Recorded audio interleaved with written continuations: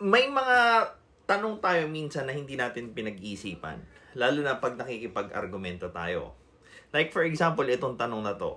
About sa bill na ilibre ang sanitary napkin. Ngayon, sabi ko, bakit yung mga may hirap may pang Red Horse pero walang pambili ng sanitary napkin? Ngayon, ang sabi niya, tell me, sino ba ang nabili ng Red Horse? Ang lalaki o babae? O sige, sabihin na natin.